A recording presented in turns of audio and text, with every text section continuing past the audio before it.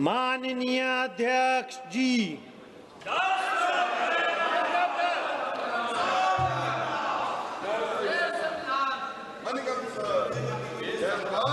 माननीय सदस्यगण, वर्ष 1931 में आज ही के दिन अर्थात 23 मार्च को भारत के 3 महान सपूतों भगत सिंह, सुखदेव और राजगुरु जी ने देश के स्वतंत्रता संग्राम में अपने प्राणों की आहुति दी थी। इस महान वीरों ने अल्प आयु में ही भारत के स्वतंत्रता संग्राम की लड़ाई लड़ी और भारत की स्वतंत्रता लड़ाई प्राप्ति के लिए अपना सर्वोच्च बलिदान दिया। इन शहीदों की वीरता, शौर्य और देशभक्ति ने एक स्वाधीन एवं सशक्त राष्ट्र की नींव रखी। हमारे इन महान शहीदों की वीरता की अमर गाथा हमारे युवाओं और समस्त देशवासियों के लिए सदैव प्रेरणा की स्रोत रही है। हम इन महान सपूतों की शहादत को नमन करते हैं। हम सदन एवं समस्त राष्ट्र की ओर से इन अमर शहीदों को श्रद्धांजलि अर्पित करते हैं और अपने जीवन में उनके महान विचारों एवं आदर्शों के अनुसरण का संकल्प लेते हैं। अब सभा शहीदों और हमारे स्वतंत्रता सेनानियों के सम्मान में कुछ देर मौन रहेगी।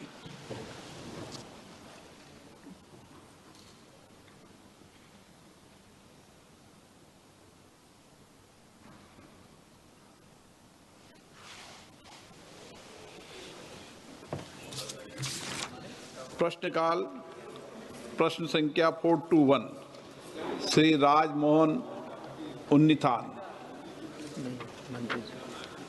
माननीय मंत्री महोदय की पटल पर उत्तर रखा गया। Shri Mallu Ravi,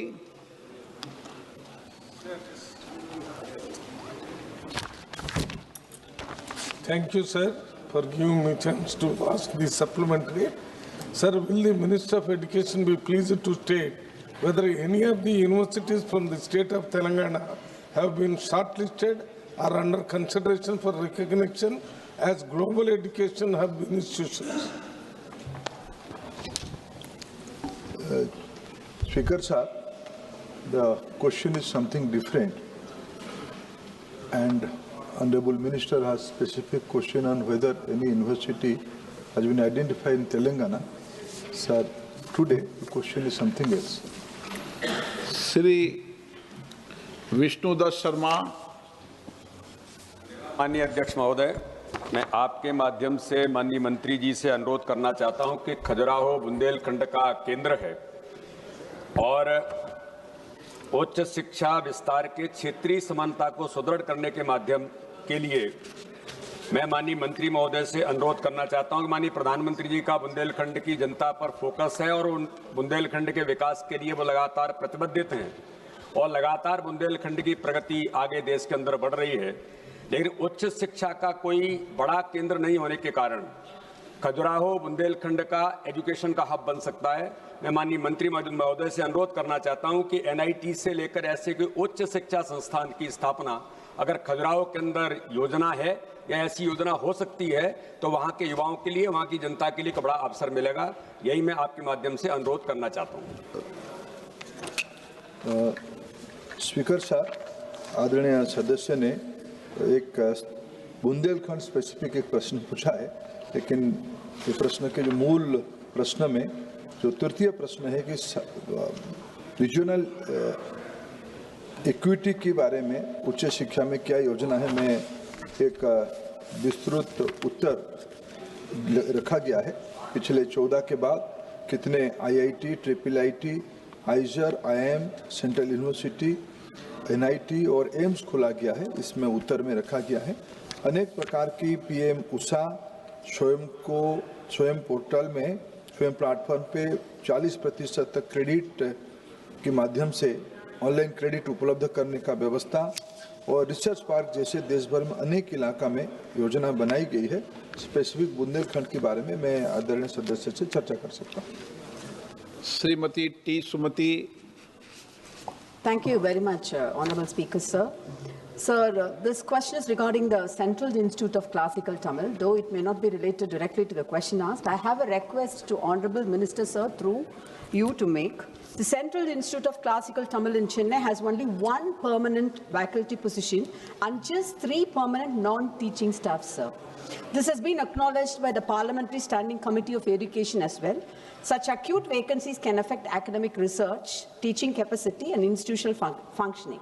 Hence, I request Honorable Minister, through you, sir, when does the government propose to fill all permanent faculty and staff vacancies at the Central Institute of Classical Tamil, sir? Thank you. Chairman sir, this is a separate question.